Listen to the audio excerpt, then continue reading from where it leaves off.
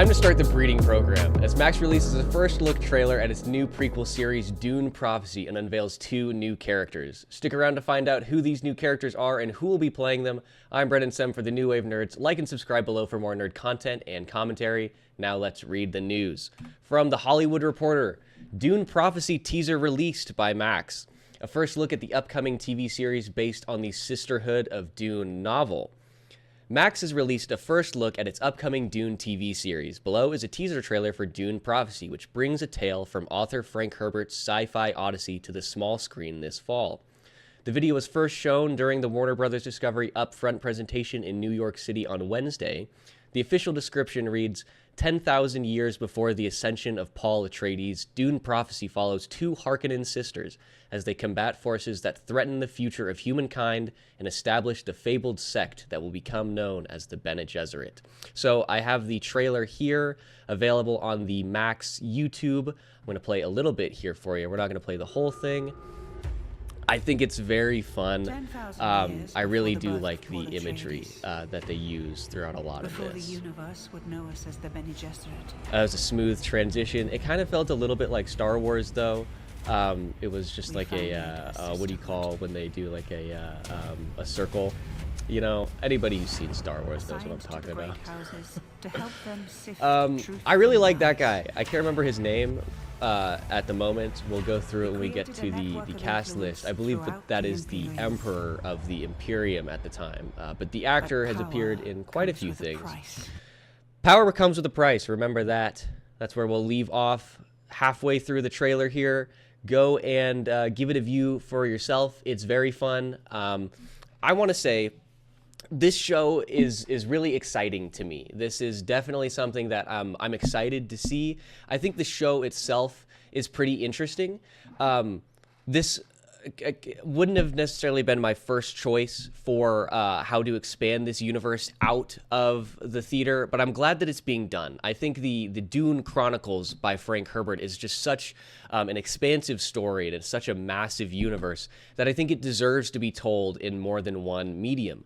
Obviously, we have books and graphic novels, and we've had a few films. Obviously, we've got the David Lynch one from the 80s, and now Denis Villeneuve's Dune Parts 1 and 2, based off of the first book, with Denis announcing that he will be directing the adaptation of the second book, Dune Messiah, as well. But those are all films. And while I love Dune Part 1 and Part 2 a lot, I think they're absolutely amazing, and I think they've cemented Denis' legacy as one of the filmmakers of this generation, one of the true filmmakers. I think Denis and Christopher Nolan have really defined a generation with their films, and I don't think that's necessarily a hot take. I think that's pretty well accepted now. So despite the fact that I love those movies and I think they're wonderful adaptations, just the universe of Dune itself and all the books, I think they'll lend themselves much more effectively to a series than they will to a film, just because of Frank Herbert's writing style and all of the depth that he pulls into the story. I mean, this is definitely much more noticeable in some of the later books, 2 and 3, than it is in the first one. But there are 1,000,001 storylines going on at any given time. There's 1,000,001 things going on. And so I think introducing TV series is going to make it a lot easier to have all these storylines in a way that is true to the source material and also works well on the screen. So, like I said, I'm obviously very excited for this Dune Prophecy, but despite that, there are a few misgivings I have. There are a few things that give me pause. Notably, I'll start with the one that I think is the least important, but is still obviously worth noting. Looking through the cast list of this film, I don't think Denis Villeneuve, obviously the director of the first 2, I don't think he has any attached credits whatsoever, which is a little bit unfortunate. Now, obviously, I'm not expecting him to write and direct this limited series. I think that's unreasonable, knowing he is a filmmaker and he has plans upon plans. I know right now his next film is, I believe, a Cleopatra one, and then he's going to come back to Dune Messiah. And I know he's got a couple other in lines that he's working on. a couple passion projects that he's wanted to do. So I'm not saying that he needs to be such a hands-on role in the series, but it is a little bit disconcerting to me that as of right now, he's not listed as a producer or even as a consulting, or as someone to whom they consulted. As a consultant, that's the word. It's disconcerting to me that he's not listed on either of those. Now, granted, it's early. Presumably, the entire cast and crew list has not been released, so maybe he did. And even if he isn't credited, I'm sure that they reached out to him and spoke to him a little bit. But to me, at least, it seems important that you would want to have a relatively consistent vision throughout this franchise. And so that's why I think at least consulting Denis to make sure that what you're doing here lines up to what he's already done and to what he has planned down the road. To me, at least, that's important. But again, not the biggest thing in the world. I mean, he could still be, they could still have consulted him, and he just is not credited. They could have just not released the credit yet. In any case, I'm sure there's been conversations going on. But it is a little bit weird to me because this is the visionary from whom this adaptation obviously comes. This is the visionary from whom this franchise has spawned in its current iteration, at least. And without Denis doing such a phenomenal job on part one, well, obviously on part one, but also on part two, I think you would want to make sure that there's at least some consistency there between the two products. But that's just my opinion. Not the most important thing in the world. My second fear is a little bit more, what's the word I'm looking for? Prescient? Oh, well, I don't know if that is the right word. That was just at top of mind because Dune, prescience. But I think that's the proper word. I don't know. Most important, the one that is going to have the most impact on the quality of the show moving forward is this show has had a very distraught production run. Very distraught. There have been 1,000,001 crew changes since its announcement in 2019. Most notable of which they had in the, let's see, I think first it was the series director who had left in June. Or the exact timeline, I suppose, isn't necessarily important, but they had a director leave who was attached to, I don't know if it was all of the episodes, but a large portion of the series. He left, although he did stay on as a producer. His credits are only related to one episode, according to IMDb, at least. I don't know if that's just if that's just a weird IMDb thing or what. I don't know. I don't necessarily know why you would give him credits on only one episode and not all of them, but that's not me. That's not up to me.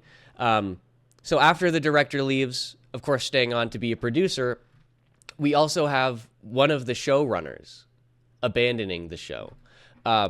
Sorry, abandon, again, isn't quite the most accurate word, but this is somebody who is going to be having a very important role. The showrunner is like the person. Granted, there were two showrunners, so it was split between the two of them, but these are the people from whom the story comes, right? From whom the entire series is brought about. And notably, you know, that one of the showrunners left and stayed on as an EP, and the other showrunner still is there, but to shift the entire creative vision is always disconcerting. And as we've discussed before, a creative reset isn't necessarily the worst thing in the world. In fact, I think in relation to Daredevil Born Again, it's shaping up to be the best thing that happened to that series. Prior to the creative reset for Born Again, they had very few of the original cast coming back. I think they'd explicitly said that Karen, the actors who played Karen Page and Foggy Nelson wouldn't be returning. But since the creative reset, they have obviously been recast. We've now seen set photos of Eldon Henson looking as majestic as possible with a beard. So I think in that case, at least, it's shaping up to be a potential benefit. But I think more often than not, it is absolutely negative. And so that is a little bit disconcerting. But it could work out for the best. It's just something to bear in mind moving forward, is that the production timeline for this series has definitely been distraught. But I am absolutely excited for it. So let's get back to the article here to finish out just a little bit. There is also another version of the trailer. Dune Prophecy is inspired by the novel Sisterhood of Dune, written by Brian Herbert and Kevin J. Anderson, and the first season consists of 6 episodes. The show was originally titled Dune: The Sisterhood. So, again, as it says there, inspired by the novel Sisterhood of Dune, this is not one of the ones that was written by the original author, Frank Herbert. This was written by his son, Brian. Brian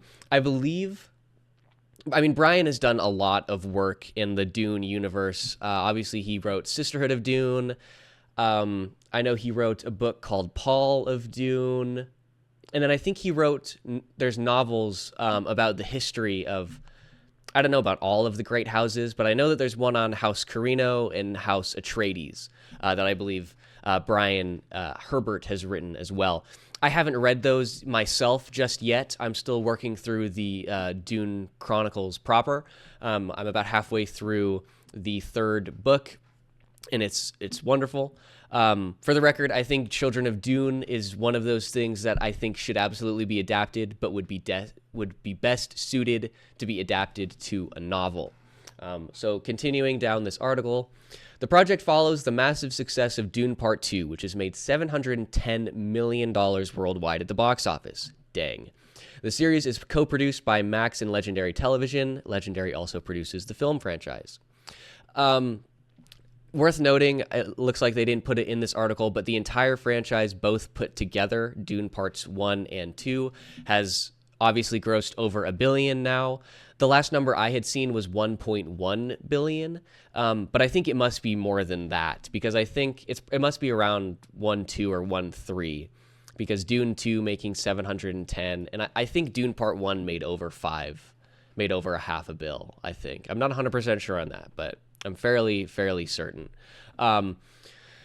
Finishing out real quick the cast list here. On the series, Alison Shapker, what a name, serves as showrunner and EP.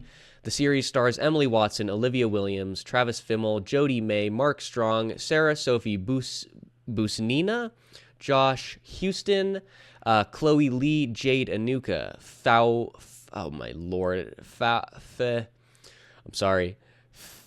Theolian Cunningham.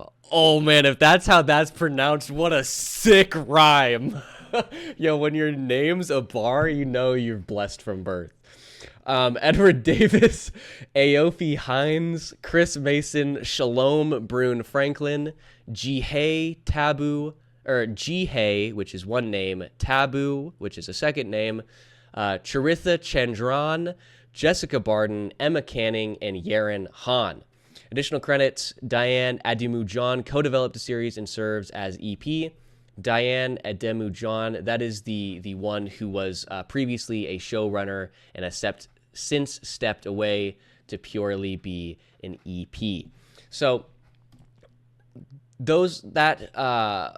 a cast list there, we briefly mentioned Jihei and Taboo. That would be the new castings that they have announced, the new characters. We have this from Variety exclusive. Dune Prophecy cast Succession alum Jihei. Now, I'm not very familiar with Jihei. I believe full name is Jihei Kim, and Jihei is like a stage name. This is a performer, a South Korean artist. Very few roles. We have, obviously, like we mentioned, Succession, from which she gained some notoriety, as well as a role in Peter Jackson's Mortal Engines, which I did not see when it came out. Based on the trailer, I remember watching it and not thinking it was going to be fun at the time, and so that's fine. I'm not necessarily interested in going to rewatch it, but now that I say that, I'm probably gonna have to go rewatch it because it's directed by Peter Jackson, and I'm gonna need to I need to follow up to determine whether or not he's actually like a good director or not. Because so here's the thing. Here's my thing with Peter Jackson. Obviously, he is incredibly talented because he made what is, in my opinion, the most perfect trilogy ever made, Lord of the Rings. For more thoughts on that, go look at yesterday's episode where we talk about Andy Serkis directing a new Lord of the Rings film. So obviously he's very talented, and he's also directed King Kong, which is one of my favorite movies of all time. But then, like, nothing really else that's particularly amazing. So we've got, like, Mortal Engines, and then I can't remember the other one. But it's another thing that's... Is it called Creatures?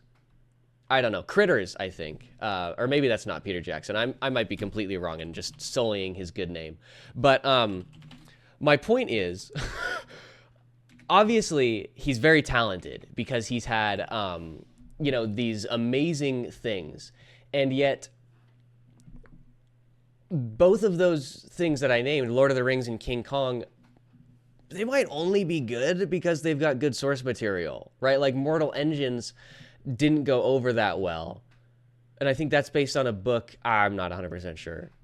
These are his producer credits, not his director credits. Let's see. I just want to look up what this one movie is called that I was thinking of. Well, The Frighteners was the one that I was thinking of. But the actual movie, there is a movie in his filmography that has the name Creatures in it, and it's Heavenly Creatures. Both of which, they're ranked 7, so maybe I'm wrong. But I should probably revisit those to make opinions of my own at some point. Back to this Ji-Hae lady. Not a lot of work. Like I said, Succession, Mortal Engines, in one episode of Altered Carbon. I know Spencer enjoyed that show. I didn't really get into it. And then she did voiceover for a series, Mars. So not a lot of work at all. Now, that doesn't necessarily mean anything. She could be an incredible actor. I know that the series Succession, while I didn't watch it myself, was incredibly highly rated. In fact, I'm fairly certain it won quite a few awards. I think the final season was just this last year. Yeah, here we go. Oh, yeah, quite a few awards. 19 primetime Emmys. So this is definitely a decent show, to say the least. I wanted to look at... Oh, here we go. Now it loads. Where are the Emmys? American Cinema Editors, ASCAP, BAFTA, Critics' Choice. Primetime Emmys, here we go. 50 more. I'm not going to go through all of them, but what do we got? Outstanding Drama Series, Lead Actor. All the acting, it looks like. We got Guest Actresses, Outstanding Writing, Directing. Yeah, so all around, pretty good show. Maybe one that I should watch at some point, perhaps. We'll see. I'll probably get to it in like 10 years, and then I'll revisit it like 6 times and be like, why didn't I watch this when it was out? But it's not important. So not many credits. Presumably she is still a decent actress, though, to be in this widely lauded show and then to get a guest star role on this Dune prophecy, which again is, presumably a large, to have your name attached to anything Dune related at this point in our culture, I'd think would still be a bonus for you, even though there hasn't been that many Dune properties. I think the success of Dune 2 means that being attached to any subsequent Dune properties ultimately gives you a leg up in any I don't know what word I'm trying to say, in any estimation, I guess. I don't know. Whatever. Not important. So she's a lady about whom I'm definitely going to have to do some research. And man, that means I'm going to have to end up watching one of these shows. I'll probably end up watching Mars because I think it doesn't run for as long, so there's less episodes. And she's only in 6 episodes of Succession. I'm not going to watch the whole series just for 6 episodes. Screw that. That's such a waste of my time. But with that, we do have one other casting list that we mentioned in the article for The Hollywood Reporter, and that would be, we have this from also Variety exclusive, Dune Prophecy casts Indian superstar Taboo. Again, another lady about whom I'm not very familiar, or with whom I'm not very familiar. She's like the headline, that's the word says. She is a legendary Indian actress. A lot of roles in various different movies. Hater, Andhadhun, Chandni Bar. Of course, those are all pronounced wrong, but take that with a grain of salt. Taboo, presumably not her given name, of course. Taboo will be playing the character of Sister Francesca, who's described as strong, intelligent, and alluring. Sister Francesca leaves a lasting impression in her wake. Once a great love of the Emperor, her return to the palace strains the balance of power in the capital. So that's interesting to me. She's evidently a confidant, concubine, a former concubine of the Emperor here. So, I mean, this is an interesting dynamic that we're going to be looking at. Clearly, there's going to be people vying for the affection of the Emperor, people vying for political control, and against all of that, we'll have the backdrop of the burgeoning Bene Gesserit. I'm interested in how they start this order. Like, presumably, as I alluded to at the beginning, there's going to be something, like the description says, what am I trying to say here? The danger to mankind, or however it's worded. Presumably that's going to be the potential loss of this genetic lineage or whatever. So I'm curious to see how they actually start the Bene Gesserit order and how they begin the breeding program. I'm interested to see how they do it and how they diverge from the book. I'm interested to read that. I definitely do need to do a little bit more of the reading of the supplemental materials in the Dune universe. But the issue is I don't want to read any of the extra books until I finish the series proper. And as far as I've heard from both my dad and my brother, the last two books, I think they're Heretics of Dune and Chapter House Dune, are both a little bit rough. So I'm excited to see those. Let me know down below, are you excited for this series? How do you think they're going to introduce the Bene Gesserit? Are we going to see a lot of allusions to the future? Do you think we're going to have somebody get like a vision of the future and see a cute little maybe baby Timothy Chalamet? Or maybe we see the jihad itself. That would actually be really fun. If we get some flash forward glimpses at the jihad, that would be really cool. I don't think we're gonna, but it would be interesting nonetheless. Let me know down below, what do you think we're gonna see in this series? Let me know if you are excited for it.